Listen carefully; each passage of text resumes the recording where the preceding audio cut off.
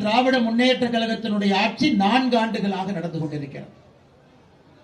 அவர்களுடைய தேர்தல் வாக்குறுதி யாராவது எடுத்து படிச்சீங்கன்னா நேரம் இருக்கு, உங்களுடைய கடுமையான பணிக்கிடையில நேரம் இருக்குன்னா 2021 தேர்தல் வாக்குறுதி படிச்சு பாருங்க.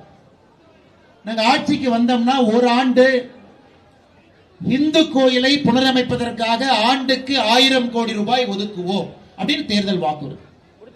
இன்னைக்கு 4 ஆண்டுகள்ல 4000 கோடி ரூபாய் ஒதுக்கி இருக்க வேண்டும். ஆனா மொத்தமா தமிழக அரசினுடைய 4 ஆண்டு பட்ஜெட்டை கூட்டி பார்த்தீங்கன்னா கோவில் புனரமைப்புக்காக மொத்தமாக திராவிட முன்னேற்ற கழக அரசு செலவு செய்திருப்பது 155 கோடி ரூபாய். 4 ஆண்டுகள்ல 4000 கோடி ரூபாய் செலவு செய்திருக்க வேண்டும், 155 கோடி ரூபாய். இப்படிதாங்க அவங்க கணக்கு இருக்கு, இப்படிதான் அவங்க கணக்கே இருக்கு.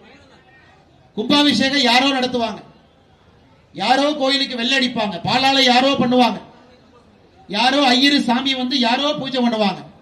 ஆனா கடைசி நேரத்தில் டான்னு நம்முடைய அமைச்சர் யாருன்னு உங்களுக்கு தெரியும், அறநிலையத்துறை அமைச்சர் சேகர் பாபு அவங்க கடைசியா வந்து அந்த போட்டோக்கு நிற்பார். அவரே கருங்கல் எடுத்து கட்டி, அவரே வெள்ளை அடிச்சு, அவரே பூசி, அவரே எல்லாம் செஞ்ச மாதிரி இந்த திராவிட மாடல் ஆட்சியில 1000வது கோயில் கும்பாபிஷேகம் பண்ண பாருங்க. 1000வது. இதை யாரும் நம்ப போவது கிடையாது. அது இவங்க ஆட்சி இப்படிதாங்க இருக்கு. ஒரு சாட்சி, ஒரு சின்ன கிரும்பை எதையுமே கில்லாம கடைசியா வந்து போட்டோவுக்கு நிற்பது மட்டுமே திராவிட முன்னேற்ற கழக அரசினுடைய 4 ஆண்டு கால சாதனையாக பார்த்துக் கொண்டிருக்கின்றோம்.